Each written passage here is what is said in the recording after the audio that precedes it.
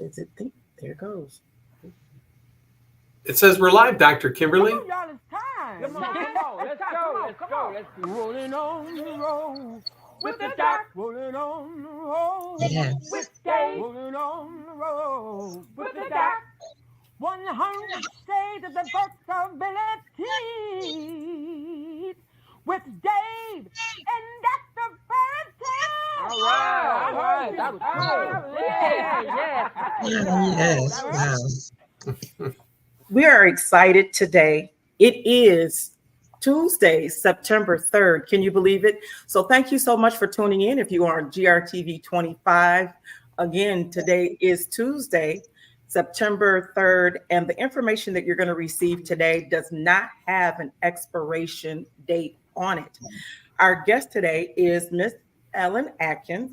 She has worked in acute care at hospice. She's been a private sector in the private sector, and her nursing career expands over 40 years, touching the lives of many people in the community. And a couple of folks that reached out today that said that they really love you is Clee Jackson, who is the Oakley. president of the NAACP Grand Rapids here. And we had Ella Bonner reached out today and said, "Oh my goodness, I really love Miss Ellen," and said that she's going to tune in, and many others that said, even your first lady said, thank you so much for letting me know. So we are excited today, as well as our viewers, that you are on the show. And we have an African American woman who is older, and she is wearing, I believe it looks like a red top. Yes, girl. And we have, our usual suspects, our host, Dave Bukowski, with the ponytail growing, and looks like he's having a pretty good day because it is neatly tucked behind his ears on today. No frazzles. No Okay, frazzles, no frazzles on today. And your host, you know me as always, yes, went with a different shade of purple on the lipstick, went with the lilac today, along with the outfit. So thank you so much for tuning in. Um, many, many initial response said, "What a great topic." However, a sad one. Yes. However, a sad one. And I want to say on the outset, I do have my tissues over here. And thank you so much for choosing to share your story. It is a pleasure to be with you today, Dr. Kim. And it is a pleasure to be able to just share a story with all of you. This is technically called National Suicide Prevention Month, but in my heart, it is this day, every day. What I would like to share with you this afternoon, friends, is my heart. I'm going to start with two facts, and these are CDC facts.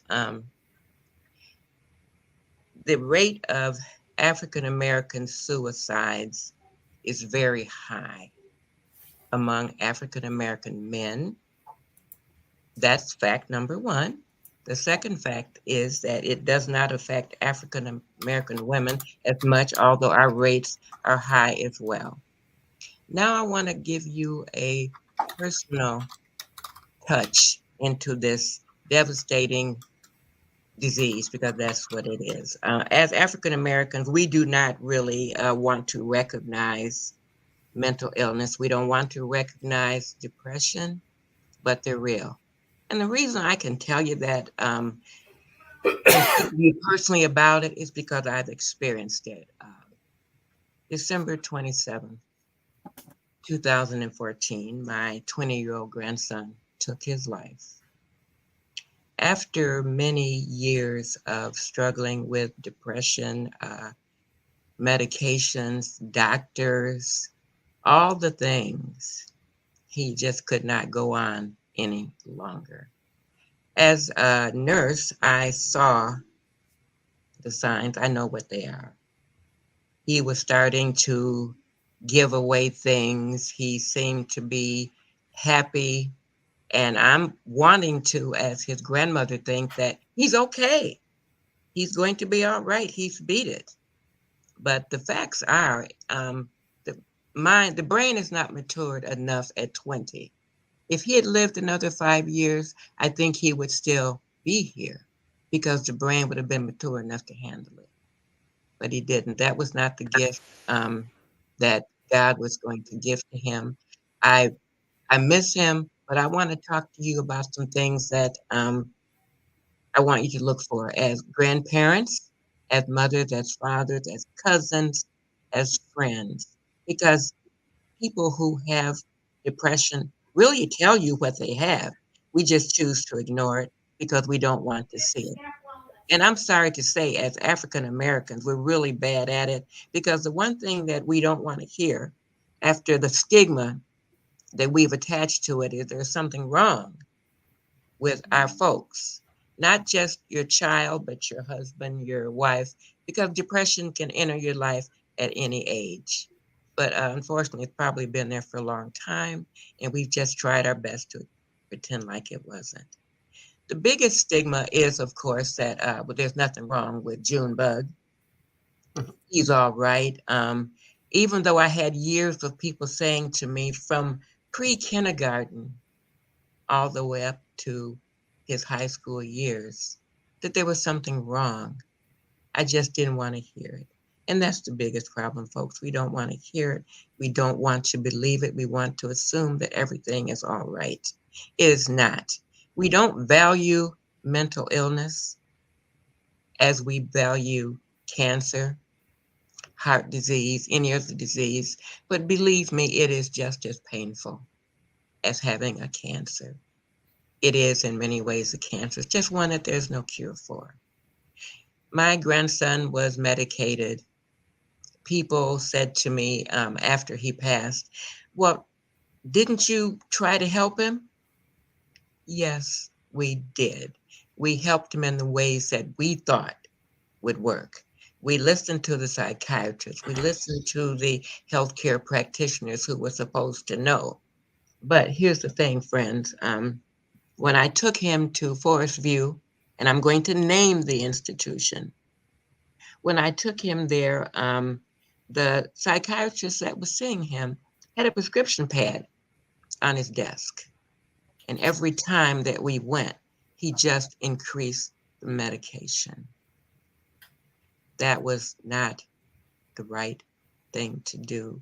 And I said that finally, I just said, you know what? Do not write another prescription.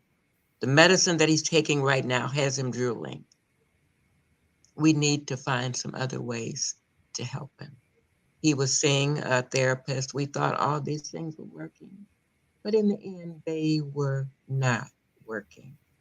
So let's talk about some ways that we can help our children a little bit better. The first thing we need to do is recognize that there is something going on.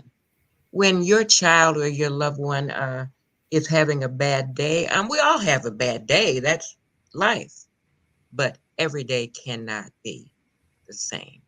When you see that someone is hurting, we can't ignore it and pretend like, oh, well, it'll be okay tomorrow, because it's not going to be okay tomorrow. The problem is going to continue. You have to listen. And I don't mean just listen with your ears. I want you to use all your senses. As parents, grandparents, loved ones, you know when someone is hurting, and it's easy just to say, well, you'll be fine. You're not. You're not fine tomorrow. And we don't know how to help all the time. So sometimes we need to ask someone as well, because as the grandmother and my daughter, her husband, my husband, the entire family tried to figure out ways to help him. But at some point we needed help too. We needed help to deal with it. If you need to ask someone what to do, then don't be afraid to do that. Just ask, because you may need to know how to deal with the problem. And it's dynamic, it's ever changing. The last year of his life he lived with me, And twice I saved his life because he had overdosed. I'm glad that I was here to save him, but in the end, there was no saving him because his mind was made up. The last 2 months of his life, he was doing the things that you need to look out for. He was jovial.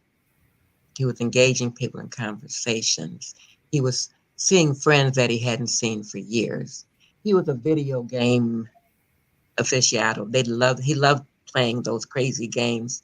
He started giving those games away. Now, what I wanted to think was, all right, he's sick of those games. He's learned them and he can play them. He doesn't need to. That's not a challenge for him anymore.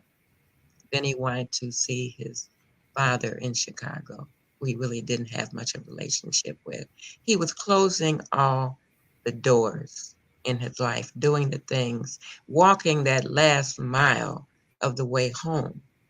And as a healthcare professional, I should have been able to see it, but I didn't want to see it. And that's what we do, friends. We don't want to see it.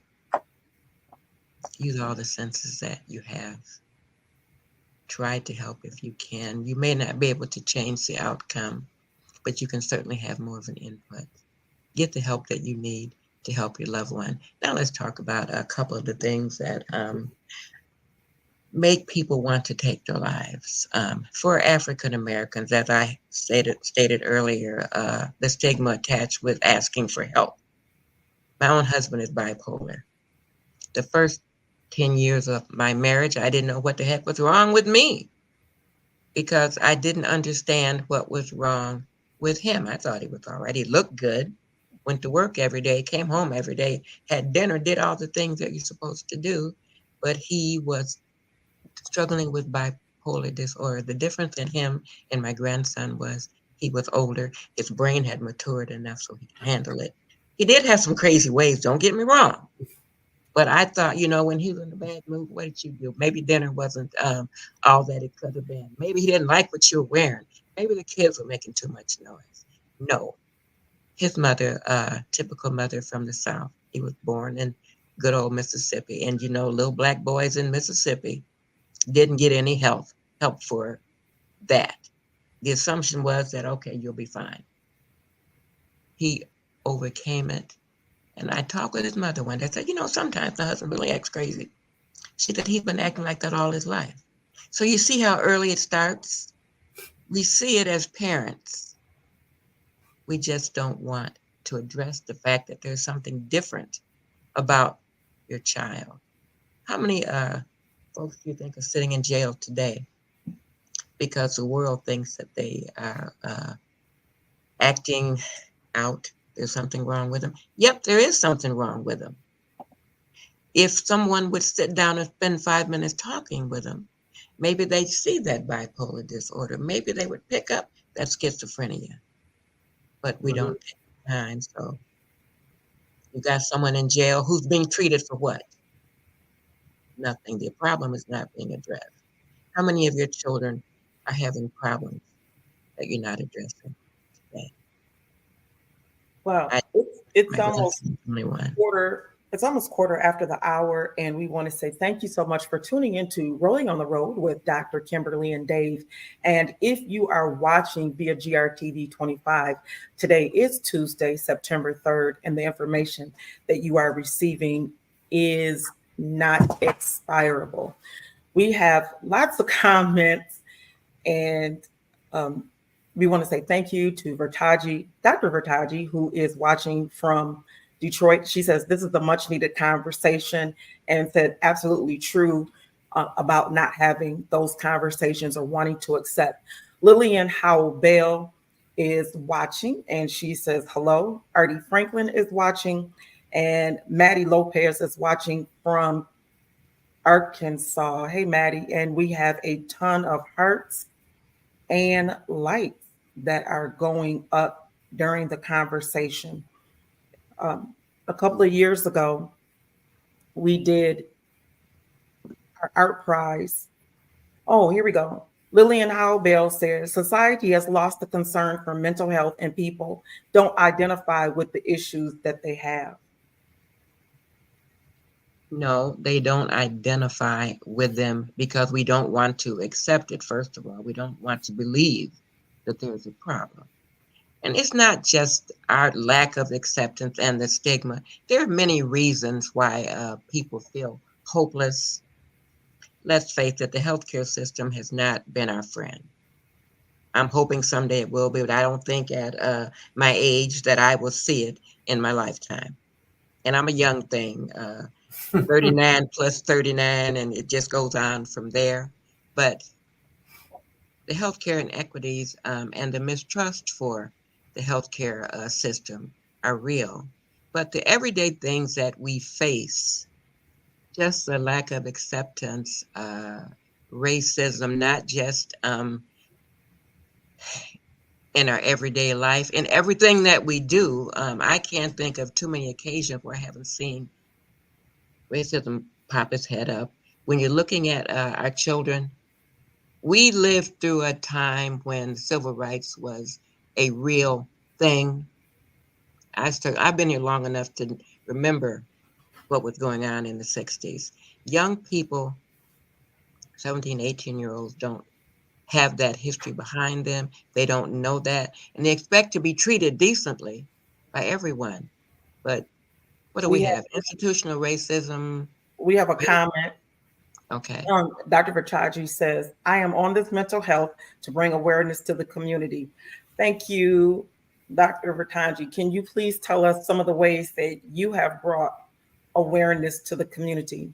So we'll wait for her to come back with that. But I agree that there is so much of our history that is not being taught. Number one, is not being taught anymore. We don't have the conversations about it anymore, nor is there a place for our young people to even have that expression of it, if you will, even if the conversations are there. I think that we try as much as possible to be inclusive. I think Dave would agree. We have this big, huge calendar that you go to, and it tells you what either it's a day, it's a week, it's a month, or it's local, or it's national, of all of these things that are going on. We're constantly having to put out something. This was Labor Day, so you do something for Labor Day. We have ADA celebration, so we do something for ADA. It's Martin Luther King's birthday, so we do something for Martin Luther King. And we have Mental Health Awareness Day. We have Black History Month. We spent a whole month, Dave and I, bringing in those. And the topics that we came up with was 56 years later, have we realized the things that Martin Luther King marched on Washington for? Dave gave us the list, because the only thing that we rehearse is I have a dream. Dave, do you remember some of the things on the list offhand? Well, it was the March on Washington for jobs and housing. That's why folks went to Washington, and they presented a list of demands. And I'd be surprised if quality healthcare wasn't on the list. And if, of course, 1960 was a different time or 1964 was a different time to what kind of healthcare do we have. But it talked about, again, decent jobs at decent pay, housing. I mean, these are still crises in way too much of our community. They are certainly, David, still issues, and I'm sure Dr. King addressed them. But how do you address every day you're standing next to someone who feels that you're inferior to them? Our young people have to deal with this every day. They don't recognize it the way that Dr. Kim or I would recognize it. They just assume, well, I'm just not being liked. But it's way more than that. And social media is not helping our children. The things that we see, the racist remarks, the things that people say and do in this world today are hard for our young people to deal with. It's hard for me to deal with it, but it goes on. It And does. We have a comment from, so Dr. Pataji says that she does mental health forums and conversations, and she also does parent workshops. Alfreda Moore from the National Church of God of Christ Business and Professional Women's Federation is watching. Thank you so much for watching. Shantae Paul is watching. I'm hoping that she will chime in. She's got some great insight as it relates to this. Lillian Howell Bell says, yes, we need to do more. Acceptance is key, but being denied is another obstacle to face. I think that because of the lack of awareness and again, an acceptance of the available resources. Hold on, it says more. It says, and again, acceptance of the available resources. People who are suffering mental illnesses turn to other outlets, which most of us, or most of the time, is self-destruction, or in many times the worst presents itself. And Shayna says, I agree, social media is not helpful. She's tuning in from Bel Air, Maryland. Thank you, Shayna. I certainly agree with that. The suffering that goes on this little thing with my granddaughter is amazing. The things that people say. I'm looking, Dr. Kim, at the title for a minute. Loved Ones Left Behind. Can we touch that for just a moment? Yeah, I have a comment from Shantae Paul. She said the stigma of getting counseling as a biopic person is very hard when generations of parents have told their children to not tell people what's going on in the home, as well as they think that you're crazy for having problems. And she is right about that. It's all in your head, right? It's yes, it head. is. There's nothing wrong with you. You're fine, but you're not fine. The biggest. Hold on. We got a lot here. So it says it is very vital to be able to express the feelings we carry inside that can affect our mental health. And that was from Shantae. And then Lillian Howe said she agrees. I personally, like, even on yesterday, it was another holiday without my husband. I was going somewhere new, so I was going to have to be by myself. The house was not accessible. So as everybody else was going inside the home, I had to sit outside by myself, which for me just added another layer. And I'm trying not to cry. And my caregiver said, look, you don't have to stay. Let me know. I can take you home now. And I said, well, I'm going to try to stay. And I said, somebody will take me home. I said, if I can't handle it. But, when you talk about mental illness and then a person with a physical disability, that really compounds. Yes. So here it is. I already have PTSD. I'm already struggling, with some depression. And then I'm in a situation that exacerbates it. And, nobody is really looking.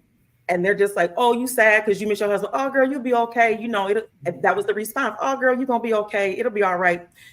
Just, sit over here by us and you'll be just fine. Well, it doesn't make it fine just because I changed the positions of where I'm sitting. My mind and my mental state has not changed because I still felt isolated. And I'm also isolated because I'm sitting with two couples and I'm no longer a couple. So here I am, the fifth wheel. And, so all of this is kind of, tossing in my mind. But I have to go back to, you've gone through therapy, you graduated after how many years? I'm like, wow, you graduated therapy? You do. But go back to the skills. are my skill set strong enough? And I love what you said about the brain being mature enough to handle it. Because trust me, even at almost 30, when I did attempt to commit suicide, I thought that, oh, wow, I have children, I've been in the military, I should have a mature enough brain to process this and not want to commit suicide. But that wasn't the case. It wasn't, not even at 30, but now at almost 60, it's there. I can sit back and say, okay, oh, wait a minute. Shayna, we got all kinds of comments. Here we go. So Shayna says, I learned to break the cycle. My children and I have done counseling apart and together. And she needed counseling because she was living with a disability. She acquired her disability after having 2 children. And then here we go. Lillian says, yes, again, accepting that a person has a mental illness is the first step. And in many cases, it never happens. It is a generational curse in many cases. Mental illness is real. I wish I could help everyone. Sometimes just listening helps, but as I said, you have to listen with all your senses. And Dr. Kim, I appreciate what you said about feeling like you weren't included, and the word salad that you get from people, the platitudes, you'll be all right, is the most overused statement that there is. You're not all right. And you said out loud that you weren't. The people that you were talking to did not hear you, did they? No, because it's like, it'll be okay. Just come sit over here. And, we understand. Then it was, well, we understand, but it's going to be all right. At least you got out the house and you're not sitting at home, by yourself. But you can be in a group of people and be even more lonely and alone than if you were at home. Absolutely, you can. Listening with all of your senses helps, but knowing what to do is not easy. With everyone, it's a different situation.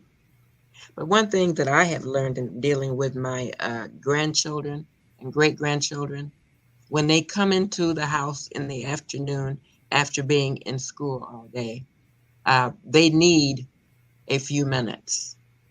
You need to give them this I see you contact, because what they've been through all day is quite often more than a notion. It's not easy being a kid. It's not easy not. being a grown-up. We got a comment. Lillian House said, yes, we need to do more. Acceptance is key, but being denied is another obstacle to face. I think that because of the lack of awareness and, again, acceptance of the available resources, people who are suffering mental illness turn to other outlets, which is, oh, she said it again. Okay, send it back, that it is destructive. I think for me, that's never been, that self-destruction, where you see people that are cutters. Mm-hmm. Oh, hold on. Maddie says, we got a comment from Arkansas. Maddie says, I always feel like she's left out of everything. And I certainly understand that feeling very well, because it is real. Dr. Kim, the thing that you just said a few minutes ago about different ways of dealing with it, my grandson used some different means. I couldn't understand why he chose that funny smelling marijuana to smoke. He would medicate with drugs. In fact, that was how he took his life, with fentanyl. Where do you get fentanyl? It's not hard to get it, Dr. Kim. Last week I had a procedure. I'm telling you, I had a 2-hour MRI last Monday. They gave me propofol and fentanyl, and with my baclofen pump, I'm just now literally coming out of that. Mm-hmm. It has taken a whole week, because with my baclofen pump, it's in my it's a catheter That's well, the pump is in my back, and then the catheter goes all the way up into my T1. So this medication is running through my entire system. And when you add something else to it, I don't even want to have to take the aspirin that I got to take every day. But when you add, medication to that, and especially as strong as propofol and and fentanyl, it stays. You'd be surprised how much of that medication stays in your system. It gets inside your muscles and your tissues. And if you don't go get a massage and have it flushed out, it'll stay in there. But here it is, just running through my body. And for a whole week, I felt like I really could not function. And it has a long shelf life. And I cannot even imagine doing it illegally, if you will, just even in a moment. I mean, I just can't. We got a comment. Whoa. Okay. I appreciate so Shantae Paul says, I appreciate your transparency, Dr. Kimberly Barrington. It is truly an inspiration to be able to hear your testimony. My son's father ended his life in 2019. He was very quiet about it. Here you go. He was very quiet about it. And we didn't see the signs, for he hid them. And by the time he went to get help, it was too late. But I'm grateful to know what to look for this time in order to potentially help save someone else who may be going through that. And then Lillian Howe says, everyone is different indeed. Yes. Some people are very visible with the signs that they're going to take their life, and others just quietly go away. But let's go back to the fentanyl for a minute, Dr. Kim. It's very easy to get it. In fact, it's too easy to get it. That is a major problem. It's not just the fentanyl. There are a number of drugs that the kids are using that potentially can take their lives. And unfortunately, you can stand on a street corner and get everything. Well, and back to social media, I'm sure if you did a Google search or anything else, how to end your life, unfortunately, that information is going to be out there. That is pitiful. And for people to search that as opposed to, reaching out for a crisis center, the number's been scrolling on the bottom, and just to really lift up what you said, Ellen, about spending time with your grandchildren and great grandchildren so that they feel heard, seen. Maddie's comment about always feeling left out. It's like that gets you in a terrible loop.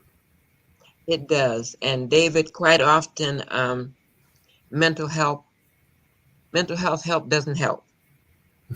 When the doctor just throws another pill at you. Right. Without hearing you. And of course, there's therapy that goes along with it. So I appreciate all the things that need to be done to help, but sometimes it just doesn't help. Sometimes it's just too late. Right. And the one thing that I've been able to share, and it has helped me tremendously in my practice over many years, is I do not ask anyone how they're doing if I don't have time to listen to them. That part right there. People know that you're not, okay, you're looking at me. I see you're sitting there, but you don't hear me. When you say, okay, how are you doing? Okay, fine, good, goodbye. That won't get it, folks. Yeah, but even if you ask me how I'm doing, and I'm honest with you, and I say, today is not a good day, and then you tell me, it'll be okay, it'll pass. That's not helpful either. No, it's not helpful at all. So that's why you're listening with all your senses, Kim. And sometimes you don't walk away from the person who's sharing their pain with you. Sometimes you have to stay there, and you might actually save somebody just doing that. Well, that challenge, again, what you were saying earlier, Ellen, that people don't want to see it. And then when you ask somebody, hey, how are you doing? And they start to say dropping their whole life story and how terrible they're feeling today. And it's like, yikes, I don't want to hear it either. And so, I mean, when people, because then do I feel inadequate to, like, what am I supposed to do in this situation? Because I'm not a mental health therapist. No. Let me share a story with you because you are a mental health expert, just don't realize it. In the experience I had, taking care of a case for hospice in a nursing home, southeast side of Grand Rapids, waiting to go up to the elevator to see my patient. A gentleman was standing there. He was sitting there, actually, and I said, "How you doing?" And he said, "Not so good." I said, "Well, I've got a few minutes. What's going on?" We ended up talking for half an hour, David. And when I left him, he said, "You know what? No one has listened to me all day. Sometimes you just have to invest a few minutes and give a person some time. You may not be able to change the outlook, but you were able to hear their input. And sometimes that's all a person needs." That's all. Shayna says that fentanyl is the #1 drug in Baltimore, Maryland. And we have Imani. She said, "It is a shame that you can get drugs quicker than you can get medical equipment." Okay. Yes, girl. Let's drop the mic, and I'm just going to roll away on that one. That's the truth. Oh, my Jesus. And Shayna says, "Yes, at times we just have to stay and show that we care." People just want you to hear them. That's another thing I just want to touch briefly before we're done. I'm an old lady, and I raised, yes, girl, I raised children, grandchildren, and great-grandchildren. I grabbed my granddaughter one day when she was living with me. Her daughter was probably 7. And she was yelling at her, trying to get her to move faster because she was late getting up. Instead of taking the time to hear what the child was saying, it was just barking orders at her, screaming at her. Parents, if you hear me out there today, do me this one favor. The way that you send your child out to school is the way that their day is going to go. If you don't have anything pleasant to say, then just hum a song, just smile, just do something. Quit screaming at that child as they're leaving. How do you expect someone to be okay when you've barked at them for 20 minutes on the way to school? You already set them up to have a crappy day.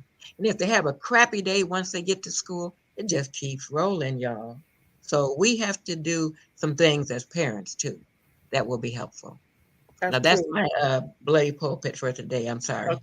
Imani says, "Oftentimes we listen to respond, not to understand and comprehend." Woo. Amen. Amen. That is profound. Yes. That is a profound statement. But Imani, girl, people know that you are just responding and that you're not comprehending. That person that's hurting knows that you really don't hear me. You can't wait to get away from me. So I'll say again, don't ask anybody how they're doing if you don't have time to listen. That's true. Imani, can you please tell us where you are viewing from? And Shayna says, "I ask my children all the time if they are sad, mad, depressed, or anxious about anything. We have that kind of relationship that we can talk about anything." That's the plus, girl. Always. That is the best way to start your child's day out. Mm-hmm. And when they come home in the afternoon after having put up with children saying not pleasant things, maybe the kid not being what she could have been that day, just things that go on all day long. Listen, they'll tell you what they feel. You just have to listen. Yeah. I remember my son, my youngest, experiencing such great racism at his school. And he had one teacher in particular that would make comments, and he just hated going in that room. And so he would always cause a big disruption. So she calls me, and says, "Hey, we're about to put him out. He can't be in here anymore." So I decided to come up there and sit and see. I said, I know my kids. Mm-hmm. I know them all. If you tell me that and one of mine, they talk too much, they get it honest. So tell me something I don't know. Absolutely. Are they being a social butterfly? I know, because they're like me. So tell me something that I don't know about them. And she, I'm waiting for her to find out what's going on. And just my mere presence in the room made the difference for him to know that I was there and that I would come up against Big Pharma if I have to Mm-hmm. on his behalf. Now I said to him, I send you to school to learn and not act no fool with these white folks. You understand me?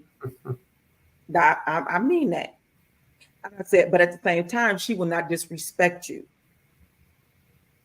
She will not disrespect you. She will not embarrass you. And I'm just not going to put up with that. And so I went there and I would just sit in the classroom. And she told the principal, I don't think that's, do we have some kind of rule that says that a parent can't come and sit? And so I told her, I said, now you know how my son feels. I said, being the only Black, I said, in your class, and you want to call him out. Or you make comments, about fried chicken and basketball and, eating watermelon. See, So these are the things that our children have to deal with every day. And the parent needs to do just what you did. Bust in there and see what's really going on. The teacher, one of my grandson's teachers, my grandson had a stutter, which made him, of course, self-conscious. Right. And getting him through school was, my daughter really had to work hard to care for him when he came home. This particular teacher made fun of his stutter. So all adults are not created equal when it comes to how to interact with children. Sometimes it's intentional, sometimes they're just being themselves. But if your child is dealing with something, when they come home, you need to hear that and see how they're feeling and see what you can do about it. Children tell you what they need to they tell do. Dr. Vertaji says they deal with a lot. And then Shana says we have to learn to be open and understanding, never to judge. And Imani says transparency is key. you. Definitely. It is. I have learned that teachers are not always kind. True. And what's in you, as my daddy would say, what's in you is gonna come out of you, and it's gonna get Yes, all it over, will. and Yes, it will. everybody's gonna know about it. And so with teachers, there are times where what they can't say to an adult about how they feel, they're saying it to that child. So she certainly is not gonna come up to me and make some off-colored comment, about eating chicken and watermelon, but you feel okay about saying it to my son. You're a defenseless child. But guess what? You're not going to do that to him neither. No. Think about this, Dr. Kim, and David as well. In the inner city schools where our tax base is different because businesses aren't supporting it, all the things. You have a teacher who may have come from Idaho or Nebraska or someplace where there aren't many of us. They teach for 5 years to pay back their student loan, and then they go on back to wherever they choose to teach from. Do you really think that that teacher is sensitive to your inner city child, be that child Hispanic, African American, or any shade of brown? And they came from, don't get mad at me if y'all in Idaho, but There's some listening. Let's just be real. You don't have the exposure. You don't know me because you haven't been around me. And you're not going to open up your mind to get to know me. We have to be culturally sensitive to people. And that's not a gift that people necessarily are born with. It's a learned thing, just as racism is learned as far as I'm concerned, because my neighbors, cute little blonde kids, would play with my little brown kids, and they had no problem because they were kids. They didn't know any better. They thought we're having a good time, we're playing. They didn't see color. Well, they learned it as time went on. But thank goodness my neighbors were good because we're still neighbors and I still see those kids. They still come to my home. It's a learned behavior. Absolutely. It is. Absolutely. I want to just address this before we have to end this. The loved ones left behind. Mm-hmm. I'm one of those that was left behind. And it was probably 6 months before I could really get out of bed and have a conversation with anyone. I'm a spiritual person. People prayed for me. People helped me get up and get on with life. That is a period of time where you need some help badly. The loss of a child is the most traumatic loss that anyone can have. We're supposed to outlive our children. And if you have lost a child due to suicide or whatever the circumstances is, then you need help. Don't let the stigma stop you from getting the help that you need, because at that point you are at risk as well. You really are. So take care of yourself and I, get the help you need. yeah, I remember, oh, my uncle.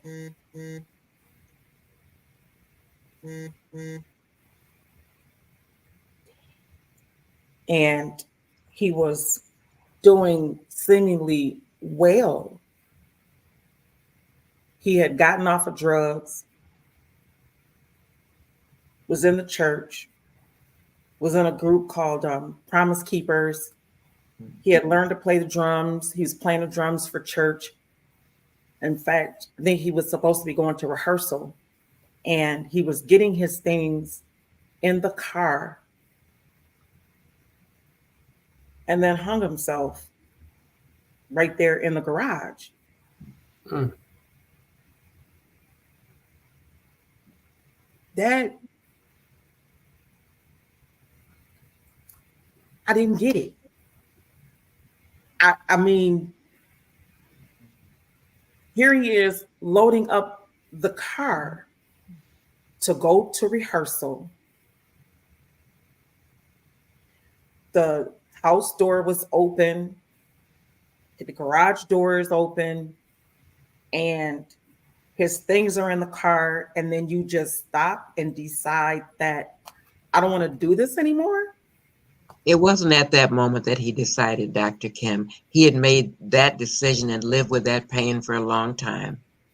I remember coming home from the service. I came home to bring my kids home, and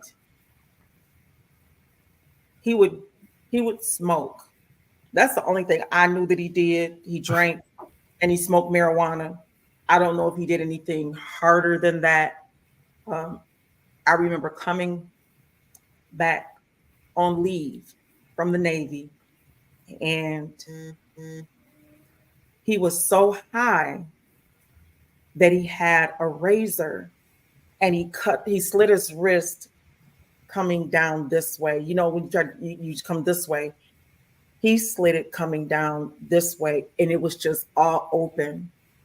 And I just thought about my military training, because we train on what to happen in case, we're attacked, and to use all of that and get him bandaged up and get him to the emergency. And I mean, I stayed until the end, so we had this relationship.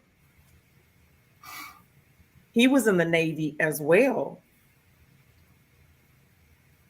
The pain that he was in, Dr. Kim, was And overwhelming.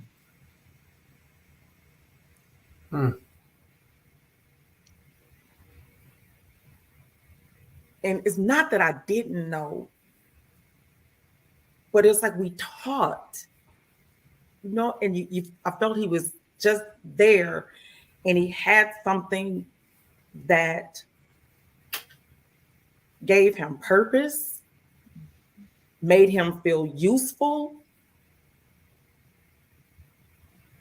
because when you talk about comments that family make and things that they say about you, I definitely know about those things. Oh my gosh, we got lots of comments about that. And just to think like, okay, here we are. I think we finally made it. And then he was gone just like that, but here we got comments. So Lillian Howell Bale says, I am dealing with a very close family friend with real problems from childhood, being parental abuse. He is so far gone until it's very sad to see him coming. He is 70 plus years old and his past. Oh, wow. Wait a minute. Oh, there's so much. All right. And his past is still present and it's eating him alive. Uh-oh. Wow. I will continue to pray, support, and love him for who he is. I try to encourage when he's discouraged, but he is on a roller coaster. The behavior has spilled over with his children, relationships, family, and everything else. It's ongoing. And as a person, he cannot be left alone. He has been beaten throughout life, but God is able. So yes, mental health is a terrible disease, and we all need to be better at being accountable and offering our best help. Shantae Paul says, I think doctors, caregivers, teachers, and social workers should have to take a class in learning the symptoms of depression and how to help those with disabilities manage their symptoms. It should be a requirement. Thank you so much for Jason tuning in. Thank you for Daphne Gaddy for tuning in. We appreciate you. The struggle is real. It is. Yeah. And instead of it being a month, it's not a month, y'all. It's every single day. Every hour someone takes their life because they can't go on. And those that are left behind, we don't understand. I had one thing that helped me, and it was probably a year after my grandson died. One of his friends said to me, Miss Ellen, you think that his suicide was because of everything that was going on in his life. You feel like you're personally responsible. What he did was what was best for him. He wasn't trying to hurt anybody. He did what was best for him. And believe it or not, that actually helped me a little bit because I felt like there was more I could have done. But I realize now, 10 years later, that there was nothing that I could have done. Because I want you to know, folks, that I tried everything that I could to keep him here. The first time that he told me that he didn't want to live, he was 10 years old. And I just said, oh, baby, you don't mean that. Let's go to the park. Wrong answer. Sometimes going to the park doesn't work, folks. It never does. If a person is hurting inside and you can't see the level of pain that they have, there's nothing you can do at the time except just be there, just be present. We can't stop anything, but we can at least be in the room. We can be present and offer as much support and as much love as we can. But no matter what, this still hurts. And it always really will. It really does. I think that if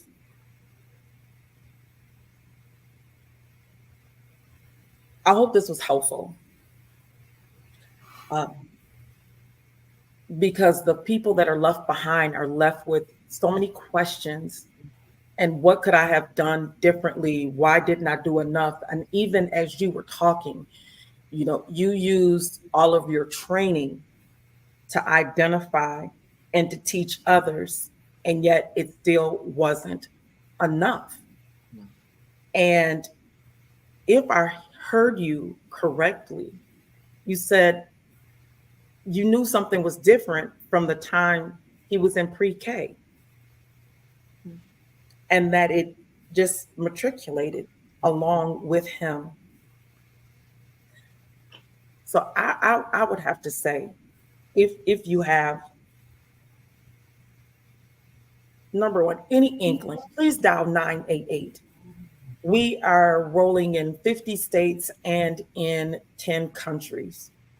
988 works no matter where you are. So wherever you are, if you feel lonely, depressed, thank you, Shayna. She said this was a great show. Uh, please dial that number. Please dial that number. Reach out and at least give yourself a couple more days. And maybe medication isn't working for you, but go back to your doctor and you can tell them, hey, this doesn't work for me. I have found on this journey that not every single medication works for everybody, especially the Black and Brown community. There are many medications that we cannot take that they give, especially to Caucasians. And if you read the label and the warning signs, it'll say that, this medication is not good for persons of color. There are several medications, especially heart medications, that do state that. And so you need to make sure that you check your medications. The other thing is that it's not just about a pill, but it's about having a conversation as well. Someone who has overcome, I don't even want to say outgrown, but I guess my brain has matured enough that dying is not the answer.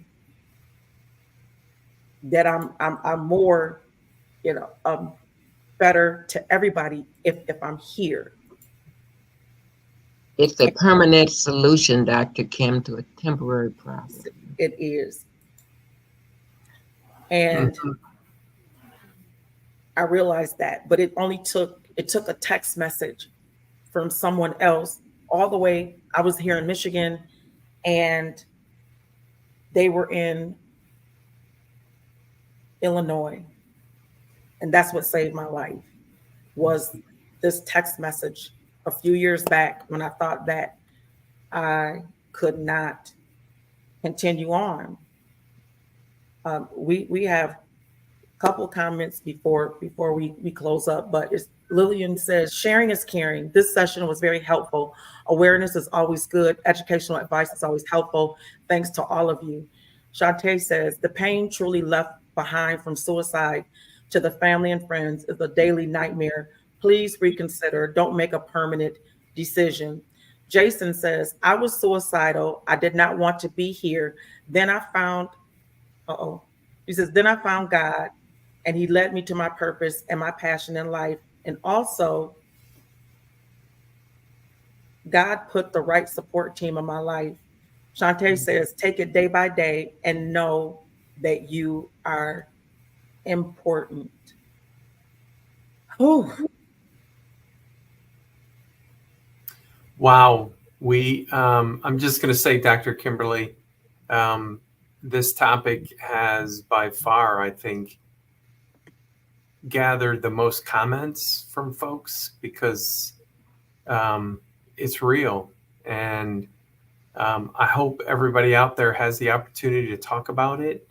If you're the person feeling the suicidal thoughts or having the suicidal thoughts, as Dr. Kimberly said, 988, call, at the very least, reach out. And then with our few moments left, Ellen,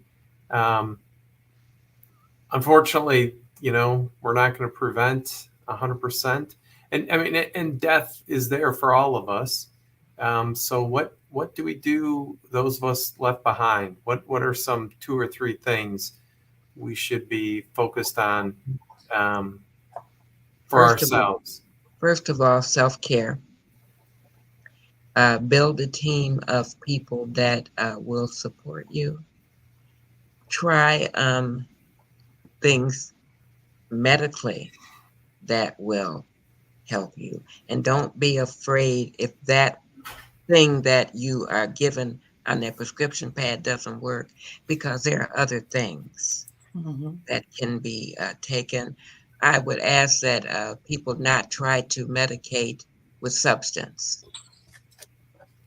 Get help from other sources if at all possible. But more important than anything, tell your story. If it hurts, just say it hurts. And keep saying it until that one person that you love hears you. That's all we can do, David. It is. This has been a valuable time today for me. Thank you. Okay, here we go. Amani says, surround yourself by positive influences. And do you have a particular therapist that or group that you know that was really good during your time that we can give to the audience? Yes. And I'm going to just go ahead and put her name out there because she was, just thinking about it is painful, but she helped me. Melita Davis was her name. Melita Davis, and she's with who? She's a private counselor, and she does great things. Okay, so that answers Lillian, because she says, were there recommendations for therapy in Kent County, Michigan? If you are a veteran, you can go to the Wyoming Outpatient Clinic to get services, or you can go down to the Healthcare for Homeless Veterans, which is on Commerce. Those are two places that you can receive counseling right away. You can go to the vet center on, what is that, Breton and Burton, to get counseling. It's available. And Shantae says, I thank all three of you for reminding me that there is hope. I was suicidal and I did not want to be here. Amen. Thank you for transparency and willingness to get help. And Monique Reddick is watching. Thank you so much, Monique. You'll have to watch the replay. And Lillian says, thank you. Thank you. Thank you. Thank you. Thank you all.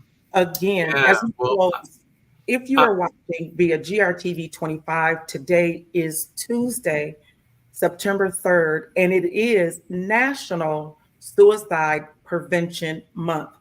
Please, if you are experiencing any type of crisis, please dial 988. That number works in all 50 states and outside of the country, as we are rolling in 50 states and in 10 countries. And we're all here. We have many episodes that can help you go back on YouTube at 100 Shades and watch the replay. You can watch this over again. And again, you can reach out to Miss Melita Davis, private counseling. And I do believe that you can go to, if you are in the Kent County area, you can go to Network 180. Yes. You can also go to Arbor Circle, which is available here. There's much help out there. We just have to reach out for it. Definitely. Dave? My final thought is I took Amani's advice an hour ago and I surrounded myself with positive influences. And that's the two of you. So thank you both. Thank you both for your presence and your witnessing on this absolutely critical issue. Thank you. Thank you. And thank you, Dr. Kim, for having me today. I didn't hear you. Thank you for having me today. My pleasure. Absolutely. Absolutely. Absolutely. The time is now 1:04, and we've been on, I should say, an hour and 4 minutes. That's the time.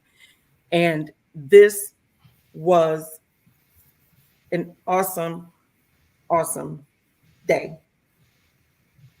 I think the best one, just whenever you know that you have truly helped someone and you've answered some questions, I am so much like Jesus that he says, if I can help just one, Just one. just one, you know, when he went back just for that one lost sheep, he told the 99, stay right here. There's that one. Just know that there is somebody who will come back just for you, that one. That you may feel like you're away from the group and you're alone, but there is somebody who's gonna come back just for you. You gotta believe it. You really, really do. And I love a call to action. And I call to every one of our viewers and those who will watch the replay. I challenge you this week, just this week alone. We'll talk about next week, but just this week alone, stop and listen to someone's story. Don't placate them. Don't be condescending towards them, but just in that moment, be in the moment with them and just listen. And I bet you they'll tell you, you know what? You saved me today. You saved me today. So go out and save a life. And you know how you do that? Just by listening. Thank you. We're going to just put a comma. We will see you on tomorrow. Hopefully we can continue the conversation. And I do have a person in mind. They said they're ready for the show and they can talk about their experience when they wanted to end their life. I'm really hoping that tomorrow they can. They said they're ready, but if not, we will continue the conversation on tomorrow.